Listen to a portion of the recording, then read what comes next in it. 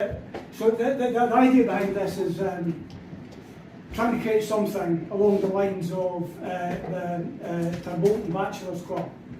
Where back in Bun's day, all these Buns and all these cronies would meet together in a tavern, and they'd sit and they would drink and they'd tell jokes and stories and sing songs and listen to great music. So we're trying to transport ourselves back into that period of time, back into the mid-1700s, where somebody would be sitting or standing in the corner playing a lovely Scottish air on the fiddle.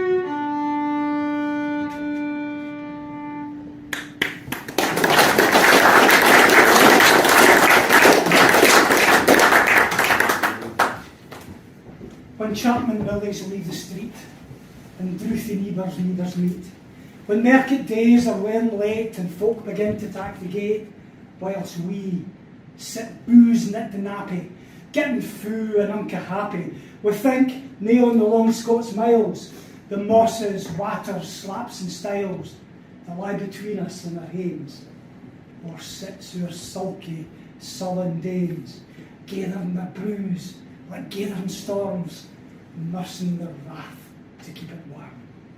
This truth fund honest Tam Shanter, as he frae air I night did canter, old air him nor a tune surpasses, for honest men and bonny lasses. O Tam had but thou been so wise to heed your ain wife Kate's advice, she telled you well you were a skellum, a blethering, blustering, drunken blellum, who frae November till October, I market nicht thou wasna sober. Until come elder with the miller, thou sat as long as thou had siller, and every naig that caed a shoe on, the smith and thee got the roaring fool on. In the Lord's house, even on Sunday, thou drunk like Captain Jean till Monday. Well, she prophesied that later soon you would be fun, deep droon and doon, or catched by warlocks in the mirk, by Alloway's old haunted kirk.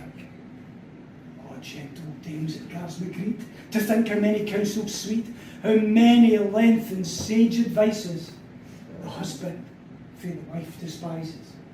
But tale of tale, I market nicht, Tam got plunted on Currach, fast by an Ingle blazing finely, with reaming swats that drank divinely, and at his elbow, suitor Johnny, his ancient, trusty, Druithy crony, Tam wooed him like a very brother, because they'd been through for weeks together. Well then, Nick rade on with slangs and clatter. Aye, the ale was growing better. The landlady and Tam grew gracious with secret favours, sweet and precious. The suitor told his queer stories, and the landlord's laugh was ready chorus. The storm without Nick rain and bristle. Tam did nae mind the storm a whistle. Gear mad to see a man so happy, being drowned himself among the happy, as bees flee hame the lades of treasure, their minutes wing their way with pleasure. Kings may be blessed, but Tam was glorious, o'er all the ills of life victorious. But pleasures, they are like poppy spread. You seize the flower, the bloom is shed, or like the snowfall on the river, a moment white, then gone forever.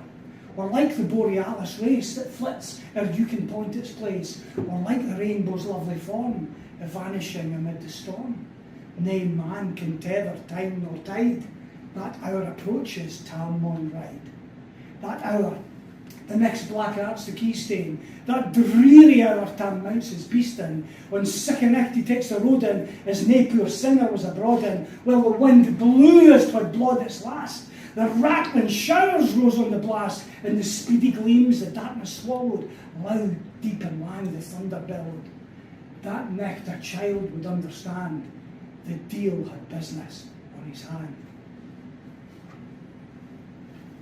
But wheel mounted on his grey mare Meg, well a better never lifted leg, Tam skelped on through dub and mire, despising wind and rain and fire, whilst hudding fast his good blue bonnet, and crooning on some old Scots sonnet, whilst glowering round with prudent care, lest bogles catch him unaware. Kirkalloway was drawing nigh, where guests and howlets nichtly cry. Well, by this time he was crossed the ford, where in the snaw the chapman smored. He was past the Bucks and Meeklestane, where drunken Charlie bracks next Spain. He was through the winds and by the cairn, where the hunters fund on murdered bairn. And by the thorn and doon the well, where Mungo's mother hanged herself. Before him, doon poured its floods, and the Dublin storms rose through the woods. The lightning flashed frae pole to pole, near and more near the thunders rolled. Till glimmering through the growing trees, Kirkalloway seemed in a blaze. Through Ilkabore the beams were glancing, and loud resounded mirth and dancing. While inspiring bold John Barleycorn, what dangers they can make us scorn. Where Tippany would face nae evil, where Uskaba would face the devil, while the swats say reamed in Tammy's noddle, fair play, he cared nae deals a boddle. But Meg, she stood recht there astonished, till by the hand and heel admonished, she ventured forward to the left, and Tam saw an unca sect.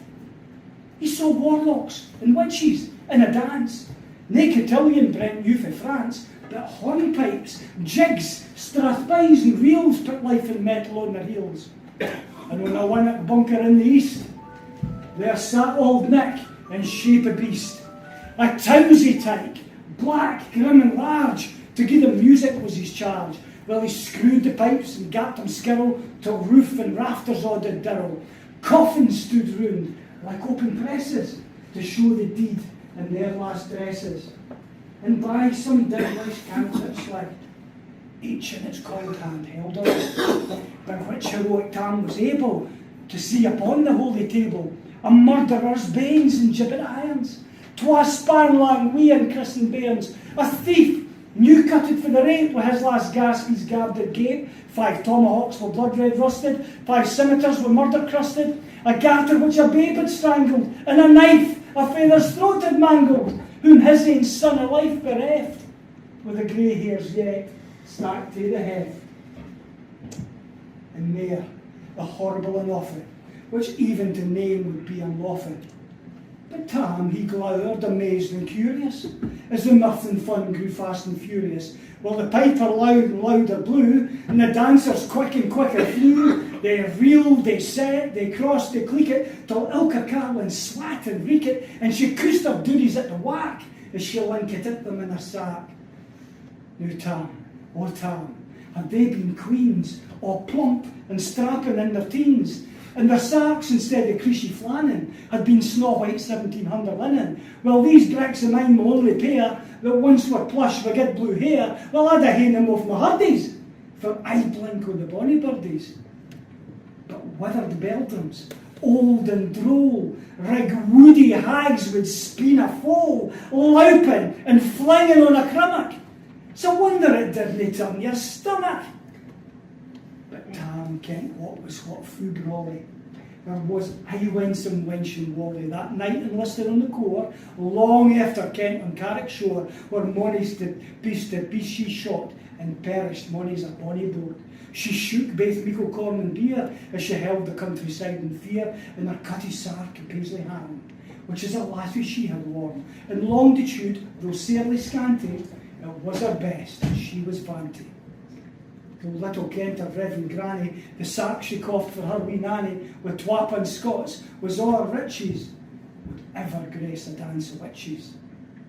So here my muse her one mon cow, such flex are far beyond her power, to sing how Nanny lap and flang, for a supple jade she was in strang, and how Tam stood like in bewitched, he thought he's very een enriched, till first I caper, sign another, Tam tint his reason all together, and he roars out, "Well done, cutty sack!"